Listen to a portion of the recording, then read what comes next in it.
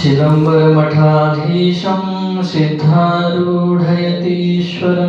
शिष्यप्रशिष्यरूपेण बोधकं गुरुमाश्रये यदङ्घ्रिकमलद्वन्द्वं तापत्रयनिवारकं शान्तेकपदं देवं सिद्धारूढमहं भजे।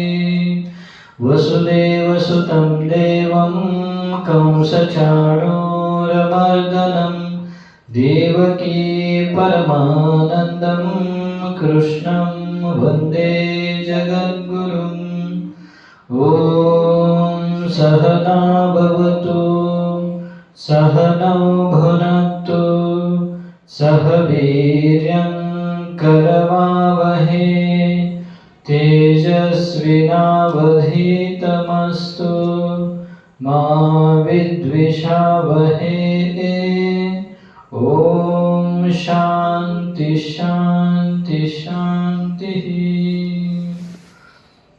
परम पूज्य प्रातस्मरणीय सच्चिदानंद घन चिन्मय मूर्ती जगद्गुरु सिद्धार्थ स्वामीजींच्या पावन चरणी मनपूर्वक अभिवादन करून तत्स्वरूप वेदांत वागीश गीतोत्तम वेदांत आचार्य अनंत श्री भूषित आम्हा सर्वांच्या आत्मधारक सद्गुरू अप्पाजींच्या दिव्य चरणी दीर्घदंडवत प्रणाम करून अधिष्ठात्री सर्व देवता सर्व साधू संतांना वंदन करून उपस्थित साधक बांधवांच्या हृदय विद्यमान परमात्म्याला सुद्धा नमन करून प्रिय सज्जन हो, आपण श्री विचार चंद्रोदयमध्ये प्रपंच मिथ्या जे आहे त्याचा निश्चय करण्यासाठी जो कला आहे 6वा प्रपंच मिथ्यात्व वर्णन, त्याचं आपण चिंतन करत होतो. तर काल काय पाहिलं?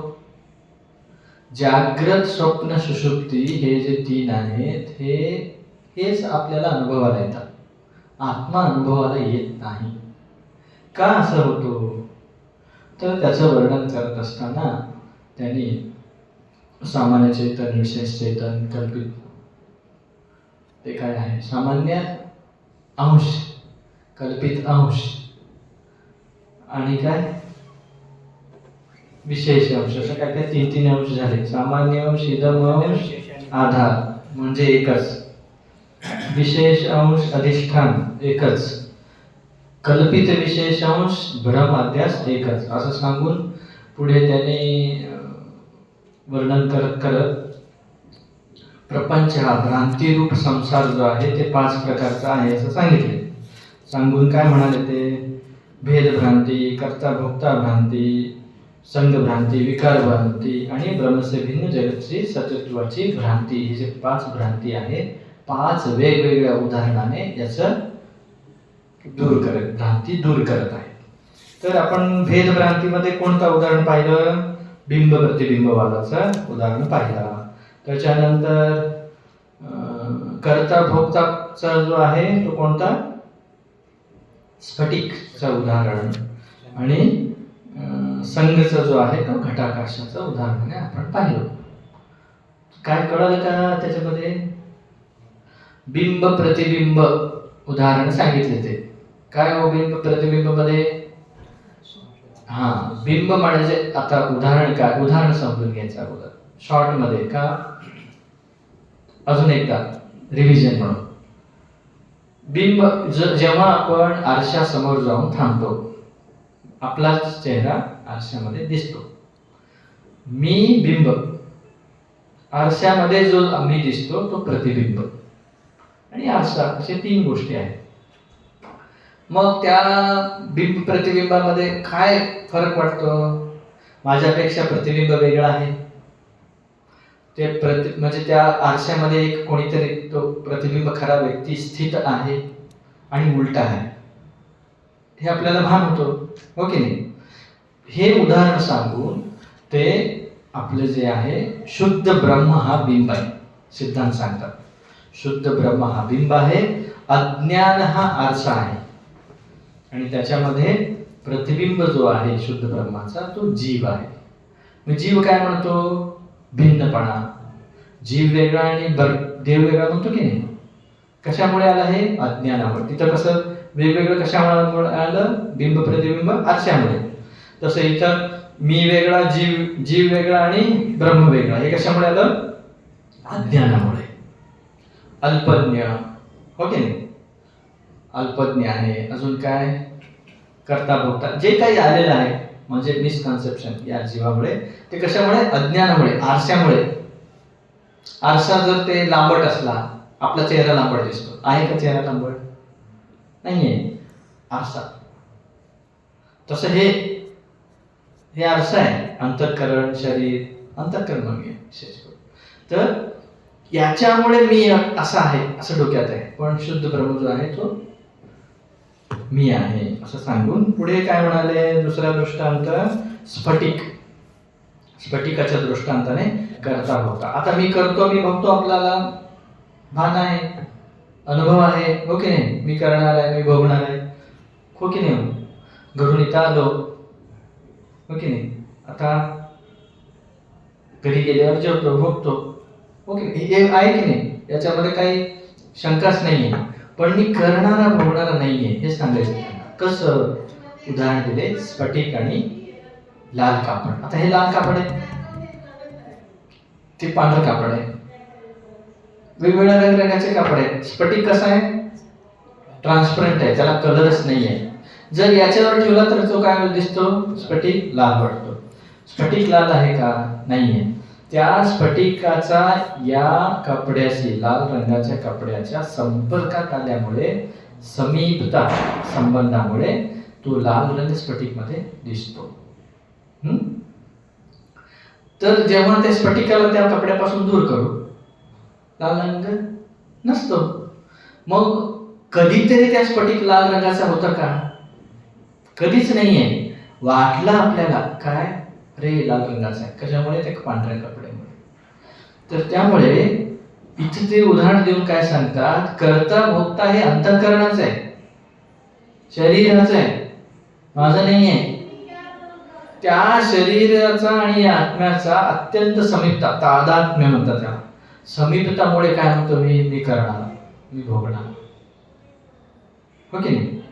याला कळवण्यासाठी काय म्हणले? झोपेत मन नसतो, सूक्ष्म शरीर नसतो, त्यामुळे मी करणारा भोगणार नाही. म्हणतो का झोपेमध्ये मी करतो, भोगतो? नाही म्हणत. म्हणजे काय? तिथे ॲब्सेंट आहे म्हणून करता भोगता नाहीये. ॲब्सेंट आहे म्हणून नव्हे, केव्हाही मी करणार आणि भोगणार नाहीच आहे. मी काय? सच्चिदानंद परमात्मा आहे, असं तिथं दुसऱ्या उदाहरणात सांगितलं. तिसऱ्या उदाहरणामध्ये विकार भ्रांती. विकार भ्रांतीचे काय सांगितले? उदाहरण आकाश, घट, हो की नाही? तर घट म्हणजे घागर. घागरामध्ये आपण पाणी आणतो, घागरामध्ये आणत नाही, घागराच्या पोकळीत असणाऱ्या आकाशात पाणी आणतो. मग त्या आकाशात पाणी आणतो, घागरेला ते पाणी भिजवतो. मडकं, मातीचं जर मडकं असेल, पाणीने मडकं भिजतं, ओलं होतं. पण आकाश ओलं होतं का? होईल का कधी? मडकं फुटतं, आकाश फुटेल का? हो की नाही? तसं हे शरीर म्हणजे मडकं, आतमध्ये पाणी म्हणजे अंतःकरण, आणि बाहेर जो आहे तो आकाश म्हणजे बाहेर, आत बाहेर सगळीकडे जे आहे तो आकाश म्हणजे आत्मा, परमात्मा. तो कधीही फुटत नाही, ओलं होत नाही. ओलं होणं म्हणजे सुखदुःख मनाचं, त्याला नाही. फुटणं म्हणजे काय? मरण, याला नाही, असं त्यांनी उदाहरण देऊन सांगितले. आता पुढे काय सांगणार आहेत पहा. पेज नंबर 154, प्रश्न 132. रज्जु विषय कल्पित सर्प के दृष्टांत से विकार भ्रांति की निवृत्ति किस रीति से हुए है? काय म्हणतात? आता रज्जू सगळ्यांना माहित आहे, रज्जू म्हणजे दोरी. पहा खाली काय म्हणतात? मंद अंधकार विषय रज्जू स्थित होवे. दुपारच्या 12 वाजता रस्त्यावर जर दोरी पडला असेल तर त्याच्यात भ्रम होईल का? नाही होणार. अमावास्याच्या रात्रीमध्ये रस्त्यावर काहीतरी दोरी पडलाय, भ्रम होईल का? नाही होणार. पण पूर्ण प्रकाशही नाही, पूर्ण अंधकारही नाही, मंद अंधकार शब्द प्रयोग केला ना. मंद अंधकार विषय रज्जू स्थित होवे, म्हणजे मंद अंधकारामध्ये दोरी पडलेली आहे. तिसके देख, म्हणजे हे खूप छान आहे बरं का, हे लक्षात द्यायला पाहिजे. हे खूप आपल्याला कुठल्याही वस्तूचा ज्ञान कसा होतो हे दाखवत आहे. तिसके देखने वास्ते नेत्र रूप द्वार से अंतःकरण की वृत्ति निकसे है. मी अगोदर वाचतो नंतर एक्सप्लेन करू. सो वृत्ति अंधकारादि दोष से रज्जु के आकार को पावती नहीं, याते तिस वृत्ति से रज्जु के आवरण का भंग होवे नहीं. तब रज्जु उपाधि वाले चैतन्य के आश्रित रहा. तू जो तोला अविद्या शोभ को पाए के सर्प रूप विकार को धरती है. सो सर्प दुग्ध के परिणाम दधि के नहीं, अविद्या का परिणाम है, और रज्जु उपाधि वाले चैतन्य का विवर्त है, परिणाम विकार नाही. असे ते सांगितले. काय तर पहिल्यापासून जाऊ आपण. मंद अंधकार कळाला तुम्हाला. मंद अंधकारामध्ये दोरी पडलेली आहे, हा पहिला वाक्य झाला. तिसको देखने वास्ते नेत्र रूप द्वार से अंतःकरण की वृत्ति निकसे है. आता आपल्या पाण्याची टाकी असते की नाही घरामध्ये, आपल्या किचन मध्ये पाणी येतं की नाही, कसं येतो, पाईप द्वारे येतं की नाही. त्या पाईप मधून जसं पाणी येतो तसं आतमध्ये अंतःकरण आहे. हे डोळा आहे. डोळे म्हणजे पाईप. कुठल्याही वस्तूला, आता माझ्या समोर तपस्वी साहेब जे बसले, त्यांना जर मला पाहायचं असेल ते अंतःकरण, आता डोळे बंद केलं तर हे नाही दिसणार मला. डोळे उघडलो तर अंतःकरणाची वृत्ती डोळ्याद्वारे त्यांच्यापर्यंत जाते. जाऊन ते कोण आहेत मला कळतं. कधी कधी हो नाही, ते वेगळा, ते इथं घेऊ नका. इथं काय सांगत आहे हे समजलं का. वृत्ती कशी येते, बाहेर येते, हे खूप लोकांना कळत नाही. आता काय करायचं, प्रॅक्टिकल करायचं असेल ना, घरी जायचं, सगळं लाईट बंद करायचं. वृत्ती म्हणजे काय, फोनची बॅटरी चालू करायची, टॉर्च. ते जिथं जिथं नेतो तिथे उजेड दिसतो की नाही. या फोनच्या बॅटरीपेक्षा ते जे ती बॅटरी असते ना आपली जुनी स्ट्रेट बीम वाली, आता त्या स्ट्रेट बीम वाली जर बॅटरी ऑन केली तर त्या बीम समोर जे वस्तू येतो तो कळतो आपल्याला. स्ट्रेट हे मग हे कळत असताना तुम्ही नाही दिसणार, मग त्याला असं वळवावं लागतं. ती बीम म्हणजे काय म्हणतो मराठीमध्ये, किरण, हो की नाही. ते पाईप, उदाहरणामध्ये जसं पाणीचं पाईप दिलं तसं इथे ते स्ट्रेट जाऊन त्याला जेव्हा त्याच्यावर पडतो, तो उजेड पडतो ना, पडल्यानंतर त्याचं ज्ञान होतं विना नाहीतर ज्ञान होणार नाही. तसं आता ते ज्ञान होण्यासाठी काय काय सहकार्य आहे, उजेड पाहिजे ना. लाईट बंद करा, कोण कुठं बसलंय कळेल का.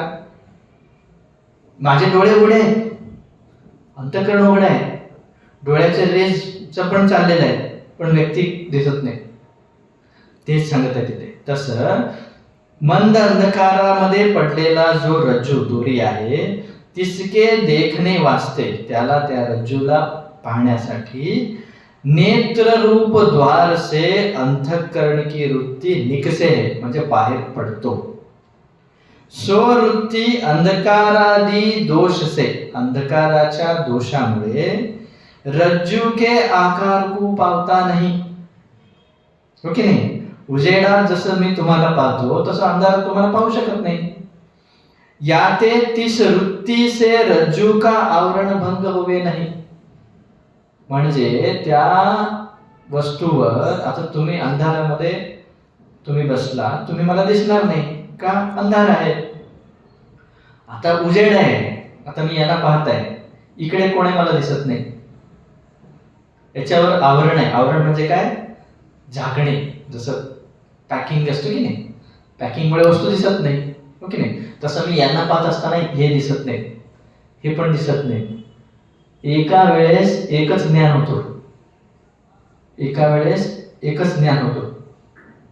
मग यांना पाहत असताना हे नाही दिसणार ना, तर यांना पाहायचं असेल तर इकडे असं यावं लागेल. कळालं की नाही? म्हणजे आवरण भंग म्हणतात त्याला. जसं यांना पाहत असताना हे दिसत नाही, दृष्टी इथे वळवली तुम्ही पण दिसता. म्हणजे तुमच्यावर न दिसण्याचा जो आवरण होता तो सरकला जातो. परंतु अंधार असेल तर तो जो तुम्हाला न दिसण्याचा जो आवरण होता तो जात नाही. कळलं? तब रज्जु उपाधि वाले चैतन्य के आश्रित रही जो तुला अविद्या आहे. म्हणजे आता तुमचा मला ज्ञान म्हणजे त्या रज्जूचा ज्ञान मला झाला नाही, तर त्या रज्जूच्या आश्रित एक अविद्या आहे. अविद्या आहे म्हणजे अविद्या म्हणजे त्याला न दाखवण्याचा जो कारण आहे त्याला अविद्या, न दिसण्याचं कारण जो आहे तो अविद्या. आता ती अविद्या काय करते पहा, त्याला तुला अविद्या म्हणतात. अविद्याला दोन कॅटेगरीमध्ये टाकले, एक मूल अविद्या, एक तुला अविद्या.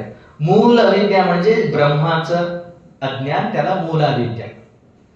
आणि अन्य आता जसं हे अंधारामध्ये वस्तूचं ज्ञान नाही आहे त्याला तुला अविद्या म्हणतात. त्या तुला अविद्यावर नंबर दिले त्याने 114. घटादि रूप उपाधि वाले चैतन्य को आवरण करने वाली जो अविद्या सो तुला विद्या है. घटादि रूप उपाधि वाले म्हणजे उपाधी काय, घट आहे. समजून घ्यायचं काय, अगोदर उदाहरण समजून घ्यायचं, हे मला आठवण करा हे कसं समजून. आता काय झालं ते, जेव्हा आपण ती रज्जू पाहायला गेलो त्यावेळेस अंधकाराच्या दोषामुळे त्या रज्जूचा मला ज्ञान झाला नाही. मग न झाल्यामुळे त्याच्यामध्ये जो अविद्या होता, पुढे काय सांगतात पहा. तब रज्जु उपाधि वाले चैतन्य के आश्रित रही जो तुला अविद्या सो क्षोभ को पाय के सर्प रूप विकार को धरती है. क्षोभ म्हटलेलं तिथं. क्षोभ शब्दाचा अर्थ काय, क्षोभ. इथं 116 नंबर टिप्पणीवर आहे पहा. कार्य करने के सन्मुख होने को क्षोभ कहे है. म्हणजे काय, आता दुधामध्ये आपण विरजण टाकलं तर काय होतं, दही होतं की नाही. तुम्ही विरजण टाकलेलं आहे, पूर्ण दही पण झालं नाही, दूध पण राहिलं नाही, त्याला क्षोभ म्हणतात. दही म्हणू शकत नाही, दूधही म्हणू शकत नाही. याच्यापेक्षा बेस्ट उदाहरण म्हणजे गर्भिणी स्त्री, मुली पण म्हणू शकत नाही, आई पण म्हणू शकत नाही, पण आई होण्याच्या मार्गात आहे, ते क्षोभ. ओके नाही. तसं इथं दूध पण नाही, दही पण नाही, पण दही होण्याच्या मार्गात आहे, याला क्षोभ म्हणतात. तसं तिथे रज्जू उपाधी वाला जो चैतन्य आश्रित असणारा जो तुला विद्या आहे तो तुला विद्या क्षोभ होतो. क्षोभ होतो म्हणजे कार्यान्मुख होतो. पायके सर्प रूप विकार को पावता है. म्हणजे काय, जे रज्जू दिसायला पाहिजे होतं, दोरी दिसायला पाहिजे होतं, त्या दोरीच्या अज्ञानामुळे ती अविद्या काय केली, संस्कार जे आहे ते वळणाचा संस्कार साप आहे, भय आहे, त्यामुळे तिथे सर्प दिसतो. सो सर्प, आता तो सर्प जो आहे दुग्ध के परिणाम दधी के न्याय अविद्या का परिणाम है.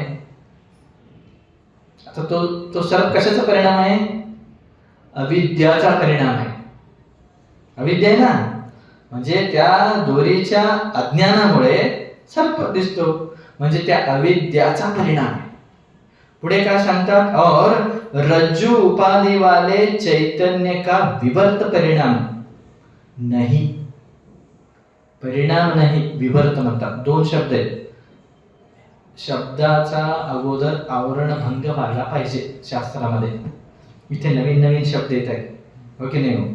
काय आला, तुला विद्या आला, क्षोभ आला, आता परिणाम आला, विवर्त आला. परिणाम माहिती आहे आपल्याला, दुधाचं दही होणे परिणाम, हे माहिती आहे आपल्याला.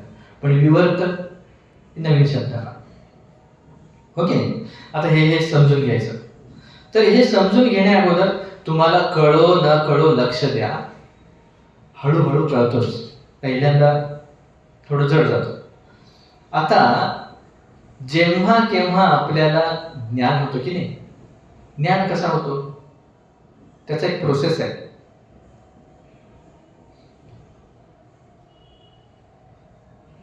ते तुम्हाला आता सांगितलं ना, टाकी पाईप पाणी असं सांगितलं ना, तसं शेतामध्ये विहिरीतून पाणी येतं, कालवं असतं, कालवं ओके.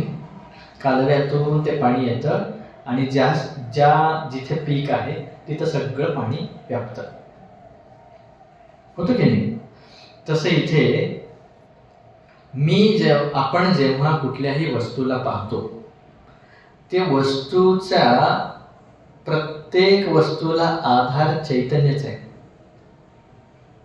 चैतन्य ओके नाही.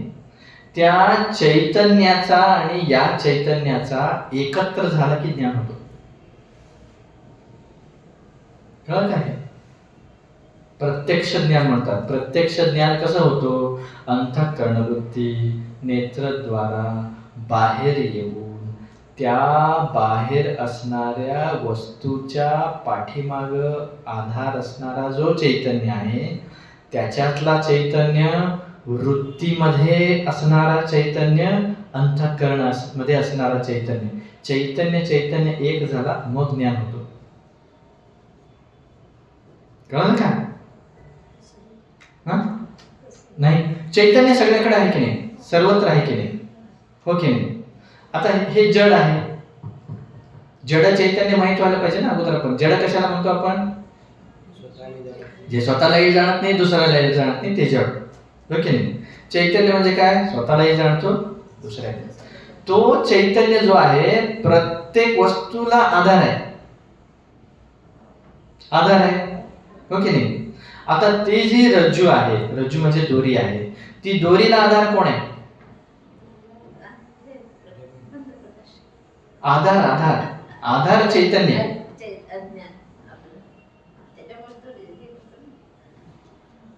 हो की नाही. काल का प्रत्येकाला आधार चैतन्याचा आहे, प्रत्येकाला आधार चैतन्याचा आहे. तो चैतन्य आणि आपला अंतःकरणातला चैतन्य आणि ते वृत्ती चैतन्य, हे सगळे एकत्र आल्यावर मग ज्ञान होतो.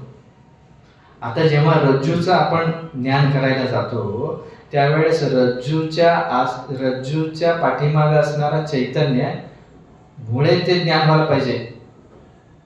चैतन्य आहे म्हणून रज्जू आहे, हो की नाही. ज्ञान व्हायला पाहिजे तिथं. पण दोष आहे कशाचा? अंधकाराचा दोष असल्यामुळे त्या रज्जूच्या आणि चैतन्याच्या, रज्जू तीन गोष्टी येते, हे रज्जू, हे चैतन्य, मध्ये अज्ञान आहे, हो की नाही. जेव्हा तुम्हाला याचं ज्ञान होत नाही तेव्हा हे येऊन बसतं. कोण? अविद्या. हे अविद्या वर आल्यावर हे अविद्यात सर्प दिसतो. कळलं का? तर इथं काय सांगत आहेत ते? रज्जू उपाधीवाले चैतन्य. रज्जू मध्ये चैतन्य ते नाही कळालं.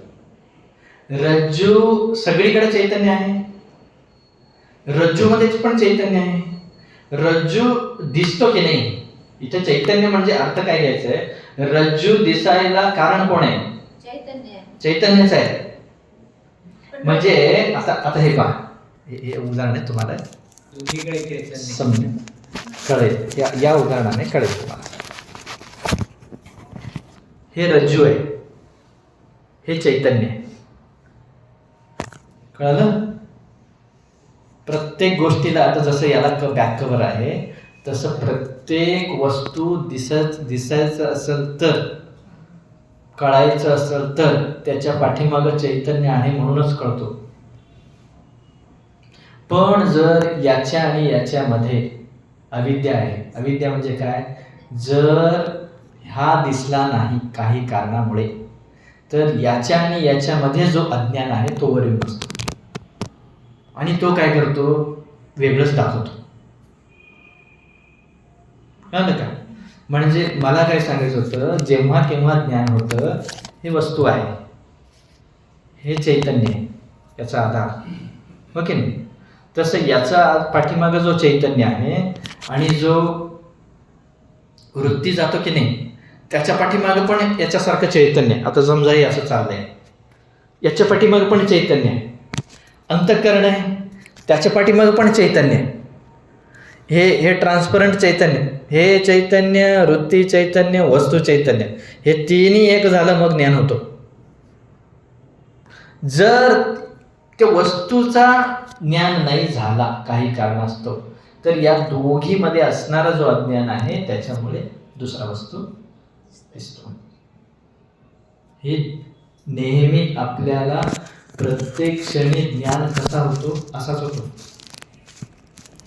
नेहमी कसा होतो ज्ञान होतो, म्हणजेच हे प्रोसेस आहे. मग जेव्हा ती वस्तू नाही दिसली तर काय होतो, त्याच्या पाठीमाग मध्यभागी चैतन्याने याच्यामध्ये असणारा जो अज्ञान आहे त्या अज्ञानामुळे वस्तू दिसत नाही. दिसत नाही म्हणजे तो काय करतो, तो बसत नाही, तो नसलेला प्रकट करतो. ते सांगत तिथे काय, रज्जू. आता हे पहा, हे रज्जू उपाधीवाला, रज्जू उपाधी झाली. चैतन्य शब्द आहे ना तिथे, रज्जू उपाधीवाले चैतन्य याच्या आश्रित अविद्या आहे. म्हणजे हे अविद्या पकडा, हे मध्ये आहे, हे चैतन्य आहे. ओके नाही. या चैतन्याचा आश्रित असणारा हा जो अविद्या आहे तो क्षोभ होतो. क्षोभ होतो म्हणजे कार्यान्मुख होतो. म्हणजे काय, दाखवायला तयार करतो, काय नसलेलं दाखवतो. हे काय म्हणाले इथे, रज्जुपाधीवाले चैतन्य के आश्रित रही जो तुला अविद्या सो क्षोभ को पाय के सर्परूप विकार को पावता है. इथं काय म्हणत आहेत, आता विकार झाला की नाही, कशाचा विकार झाला, मधल्याचा विकार झाला. मधल्यामुळेच दाखवत आहे ना, मधला कोण आहे, अज्ञान आहे. अज्ञानाच्या विकारामुळे सर्प झाला, चैतन्याच्या विवर्तामुळे सर्प झाला. याचा विकार, याचा विवर्त. मग अगोदर कळायला पाहिजे विकार म्हणजे काय, विवर्त म्हणजे काय, हो की नाही. आता येणार आहे पुढे, हे फक्त दृष्टांत झाला. आता सिद्धांत काय पहा, सिद्धांत ब्रह्म चैतन्य के आश्रित रही जो मूला विद्या. आता जसं या रज्जूच्या काय आहे, खाली चैतन्य आहे, त्या चैतन्य आश्रित असणारा अविद्याला आपण तुला विद्या म्हणलो. इथं काय म्हणत आहे, हे ब्रह्म आहे, ब्रह्माचे आश्रित काय आहे, मूल अविद्या आहे, मूल अविद्या. सो प्रारब्धादिक निमित्त से क्षोभ को पायके. म्हणजे तिथे अंधार निमित्त होतं की नाही, रज्जू न दिसायला काय निमित्त होतं, अंधार निमित्त होतं. इथं आपल्याला ब्रह्मज्ञान न व्हायला काय निमित्त आहे, प्रारब्ध कर्म. प्रारब्ध आदिक निमित्त से क्षोभ को पायके जड़ चैतन्य चिदाभास. जड़ चैतन्य, चिदाभास म्हणजे काय, जड़ चैतन्य, चिदाभास प्रपंचारूप विकार को धरती है. काय कळालं तुम्हाला याच्यामध्ये, अवघड चाललंय, थोडं थोडं अवघड चाललंय. हे ब्रह्मचैतन्य, याच्या आश्रित ही मूला अविद्या. कळालं, या मूला अविद्याचं आता हेच प्रपंच होऊन दिसणार आहे. मूल अविद्याच प्रपंच होऊन दिसतो. याला कारण काय, प्रारब्ध कर्म. उदाहरण जर समजलं ना, सिद्धांत लवकर समजतो. उदाहरणार्थ काय, रज्जू आहे, त्याच्या चैतन्य, रज्जू उपाधीवाला चैतन्य, त्याच्यामधला तूल अविद्या. हे रज्जू न दिसायला कारण काय, अंधार. चार गोष्टी आल्या, हो की नाही. आणि याच्या विकार होऊन काय होतो, सर्प दिसतो, बरोबर आहे की नाही. तसं सिद्धांतामध्ये काय, हे शुद्ध ब्रह्म, हे मूल अविद्या, हो की नाही. आणि हे जगत, प्रपंच. आणि हे प्रपंच दिसायला कारण काय, मूल अविद्या तरी आहेच, हेच मूल अविद्या आहे. का, तिथं कसं अंधार निमित्त होतं तसं इथं प्रारब्ध कर्म निमित्त आहे. कळालं, ऐकत जा पुढे. मूलविद्या सो प्रारब्धादिक निमित्त से क्षोभ को पाए के जड़ चैतन्य चिदाभास प्रपंच रूप विकार को धरती है. म्हणजे काय, मी जीव आहे. चिदाभास म्हणजे काय हो? चिदाभास म्हणजे चित्तरहितत्वे सती चित्वत भासमान चिदाभास. म्हणजे तो चेतन नाही आहे पण चेतन सारखं दिसतो. डुप्लिकेट नाही आहे पण वाटतो. असतात की नाही डुप्लिकेट? ॲक्टरचे वगैरे डुप्लिकेट आहेत, क्रिकेटरचे डुप्लिकेट आहेत की नाही, पण त्याच्यासारखंच वाटतात ते. तसं इथे चेतन नाही आहे. चेतन म्हणजे काय? जाणणारा, हो की नाही, स्वच्छ, हो की नाही. पण हा काय, हा चेतनही नाही आहे, जडी नाही आहे, मधला आहे, जडचेतन मिक्सचर. ते जडचेतन जो आहे तो जीव. आता हे जे काय आपण म्हणतो ना, मी जेवतो, मी करतो, मी मी मी मी मी म्हणणारा चिदाभास. शरीर जड आहे, शरीर जड आहे, ब्रह्मचेतन आहे. ते चेतन आहे, शरीर जड आहे. पण या जडाला चालवायला सुरुवात केलंय आणि मी म्हणायला करायला ना, तो मधला चिदाभास तो जीव आहे. तो गडबड करतोय सगळं. तरी ते तेच सांगत आहेत काय, की ब्रह्मचैतन्याचा आश्रित असणारा जो मूलाविद्यावर टिप्पणी दिली काय 115. शुद्ध ब्रह्म और आत्मा को आवरण करने वाली जो अविद्या सो मूलाविद्या. कळलं? मेन ब्रँच सब ब्रँच म्हटल्यासारखं, मेन ब्रँच सब ब्रँच म्हटल्यासारखं. मूलाविद्या, तलावातलं पाणी, टाकीतलं पाणी. तलावातलं पाणी म्हणजे मूल, टाकीतलं पाणी म्हणजे तूल. उदाहरण. तसं ब्रह्माला न जाणून देणारं जे आहे ते मूलविद्या. आणि हे बाहेरचं अंधारातलं जो रज्जू दिसू देत नाही तो तूलविद्या. कळलं हे? ते चिदाभास जो आहे तो प्रपंचारूप विकार को धरती है. सो प्रपंच अविद्या का परिणाम है और अधिष्ठान ब्रह्म चैतन्य का विवर्त है, परिणाम नहीं. ब्रह्म चैतन्याचा परिणाम नहीं. इस रीति से रज्जु विषय कल्पित सर्प के दृष्टांत से विकार भ्रांति की निवृत्ती होवे है. अगोदर आपण परिणाम काय आणि विवर्त काय त्याच्यावर पॉइंट आहे ना, हे समजून घेऊ. परिणाम 117 नंबर. पूर्व रूप को त्यागी के अन्य रूप की प्राप्ति परिणाम है. परिणाम कशाला म्हणायचो? हा, दूध हा कसा आहे, पातळ असतो, गोड असतो. त्याचा दही झाला, आता काय झालं, त्याचं पातळ नाही आहे, घट्ट आहे. आणि गोड नाही आहे, कसं आहे, आंबट आहे. म्हणजे काय, पूर्व रूप त्यागून अन्य रूप की प्राप्ती, याला काय म्हणतात, परिणाम. क्लिअर आहे का हे? स्वतःचं पूर्व रूप त्यागला, दुधाचा गोडपणा गेला, पातळपणा गेला, हो की नाही. आणि दही काय झाला, घट्ट झाला आणि आंबट झाला, त्यागलं की नाही पूर्ण, याला परिणाम म्हणतात. आणि विवर्त कशाला म्हणतात तो?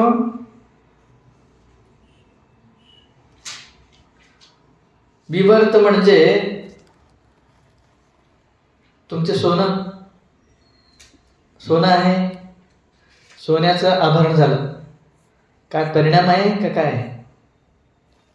परिणाम म्हणायचं? सोन्याचं आभरण होणे त्याला परिणाम म्हणायचं का? आपण डेफिनेशन काय दिलं होतं? परिणाम म्हणजे काय, पूर्व रूप त्याग करून अन्य रूपाची प्राप्ती, याला परिणाम म्हणलं होतं, हो की नाही. आता तुमचं सोन्याचं आभरण झालं, याला परिणाम म्हणायचं का? त्याचं पूर्व रूप काय होतं? सोनंच होतं. उत्तर रूप काय? सोनंच आहे. हे परिणाम नाही, याला काय म्हणतात, विवर्त.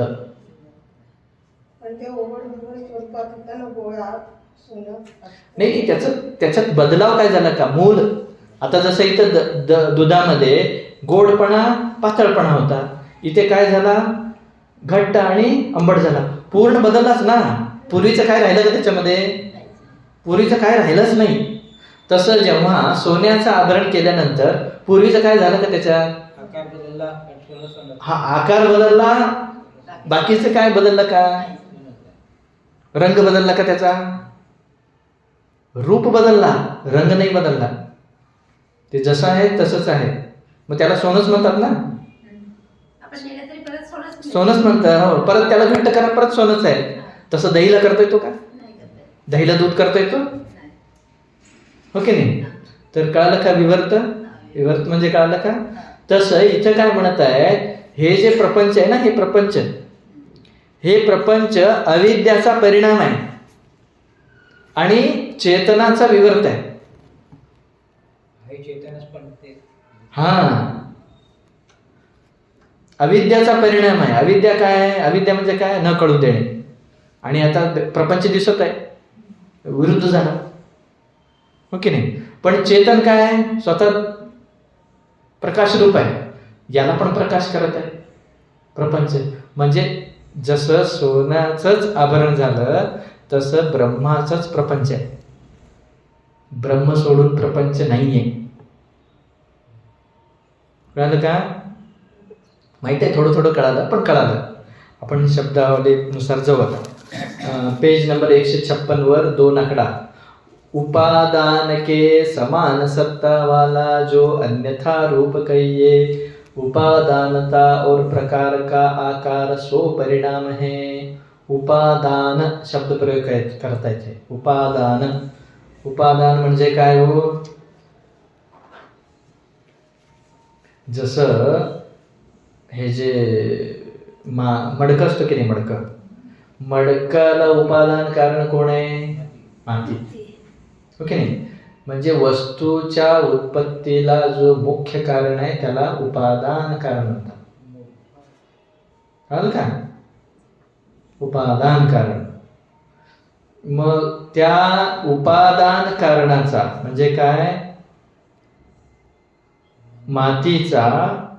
इथं काय म्हणाले? उपादान के समान सत्ता वाला जो अन्यथा रूप कहिए, उपादानत और प्रकार का आकार सो परिणाम है.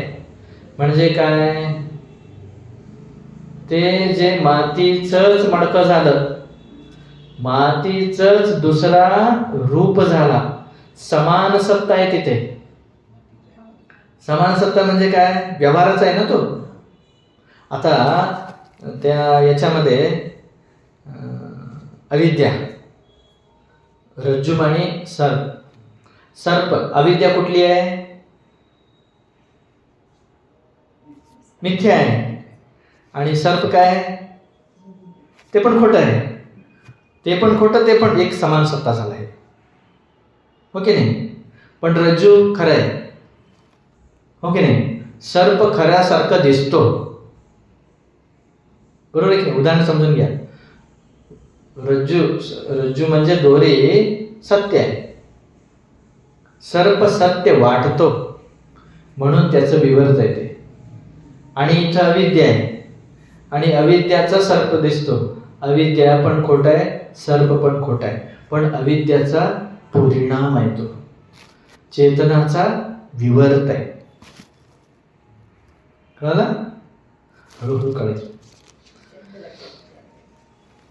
जैसे दुग्ध का परिणाम दधी है, याही को विकार भी कहे है. परिणामालाच काय म्हणतात? विकार.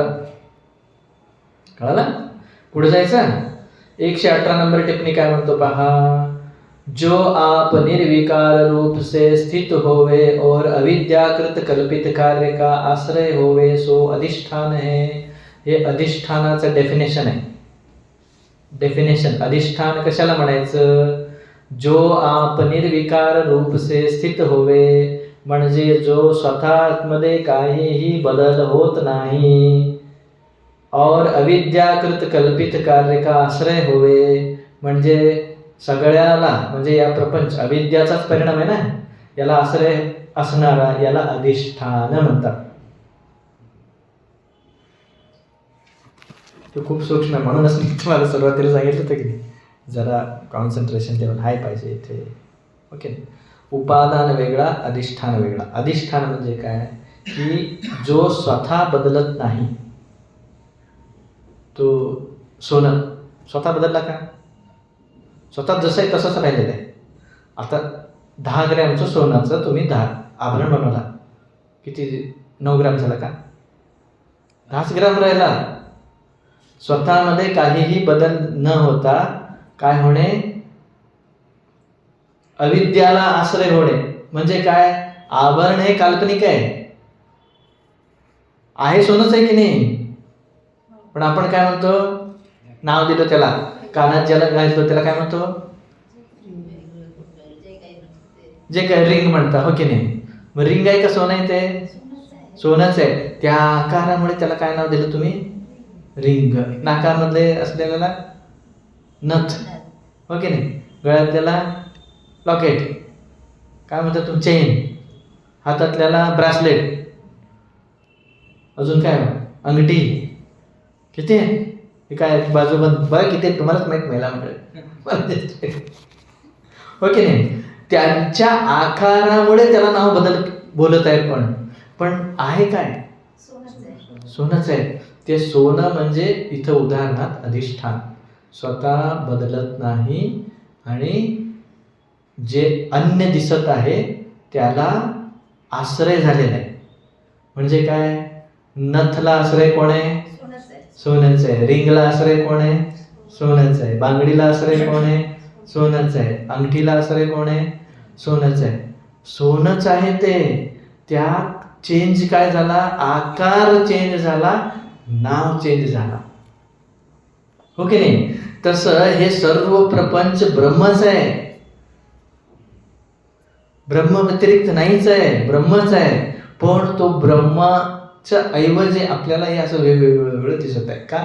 आकार आणि नावामुळे आपल्याला वेगळं वाटत आहे. आहे काय?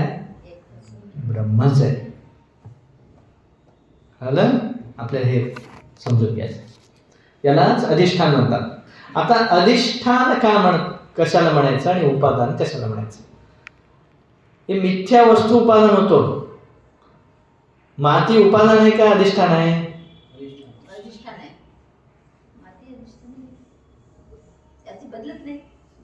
बदलतो. क्लिअर समजून घ्या. तो काय म्हणाला? जो स्वतः निर्विकार स्वरूपात आहे आणि अविद्याला आश्रय आहे. अविद्या म्हणजे काय? अज्ञान.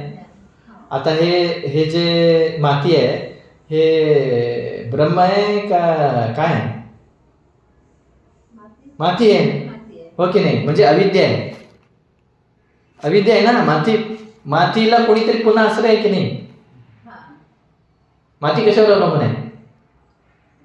शेवटी परत ब्रह्मच आला की नाही? म्हणजे जो मुख्य ब्रह्म आहे, शुद्ध ब्रह्म आहे, तो एकटाच अधिष्ठान आहे. बाकी सगळे समोरचे त्याला उपादान म्हणतात. उपादानाचा विकार होतो, अधिष्ठानाचा विकार होत नाही. कळलं?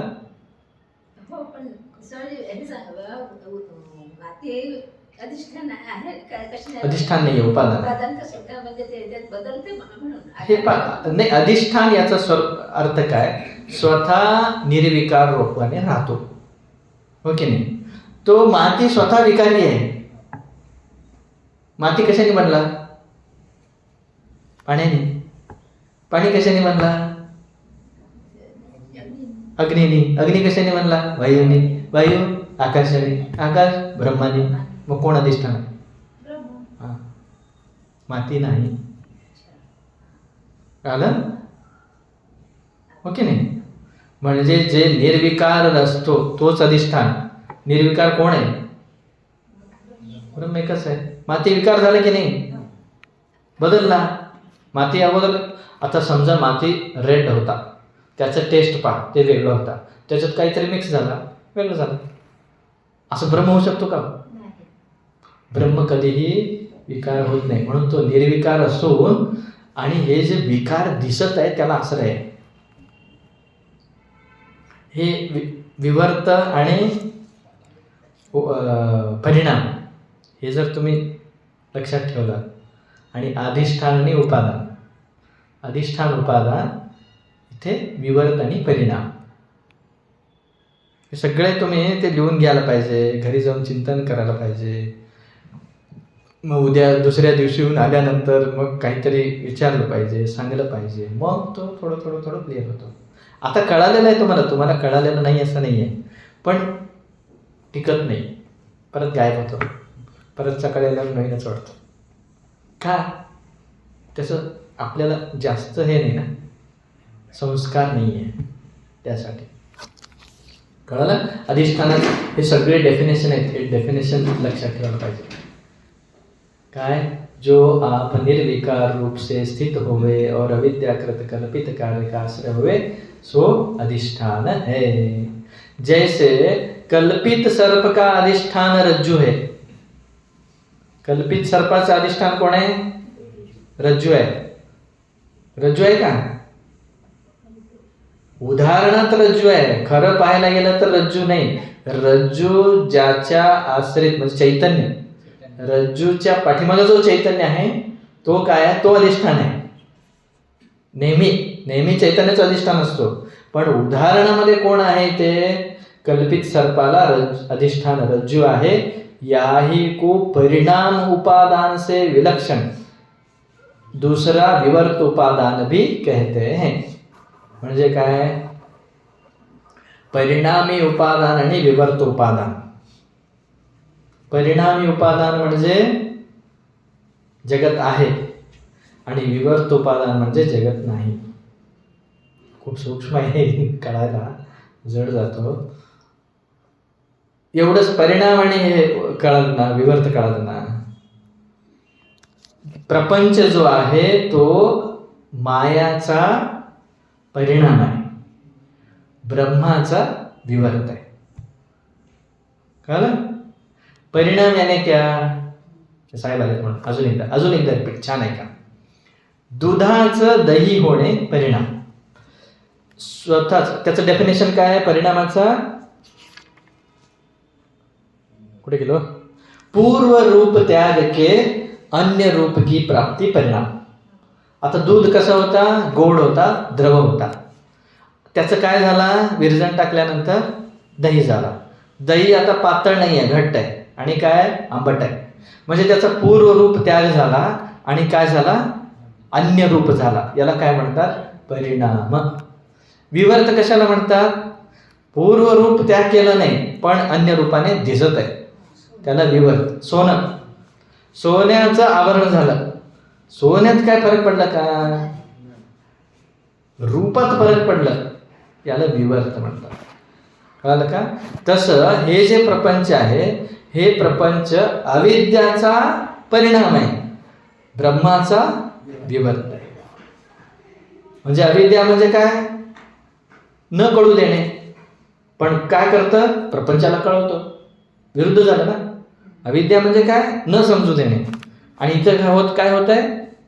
समजवत आहे काहीतरी, विरुद्ध आहे. आणि आत्मा ब्रह्म कसा आहे? तो नेहमी जाणलेला आहे, समजवणार आहे, चेतन आहे आणि हे प्रपंचाला पण दाखवत आहे. त्यामुळे त्याचं इथे गुण तिथे आहेच, दाखवायचा गुण. त्यामुळे त्याच्यात विवर्त आहे, याच्यात परिणाम आहे. एवढंच घ्यायचं याच्यामध्ये.